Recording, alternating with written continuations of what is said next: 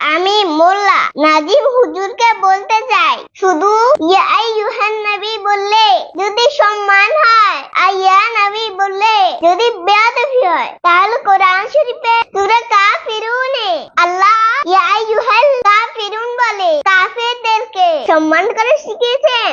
আর অপরদিকে সূরা আরাফের 144 নম্বর আয়াতে ইয়া মূসা বলে সূরা মাইদার 110 আর 116 নম্বর আয়াতে ইসকালাল্লাহু ইয়া ঈসা বলে আল্লাহকে ঈসা নবীকে আগের আয়াতে মুসা নবীকে অসম্মান করে আহ্বান করে শিখিয়েছেন। তাছাড়া নাহুর শ্রেষ্ঠ কিতাব শাহে জামির মুনাদার আলোচনা এসেছে ইয়া রাজুল মানি হলো ইয়া আইয়ুহার রাজুল। 180 হিজরি পূর্বে নাহুর কিতাব আল কিতাবু লিসিবা ওয়াইহে দ্বিতীয় খণ্ড 197 পৃষ্ঠায় এসেছে ইজ ক্বালা ইয়া রাজুল ফামানাহু কামানা ইয়া আইয়ুহার রাজুল। তার মানে বুঝে গেল ইয়া নবী মানে ইয়া আইয়ুহান নবী।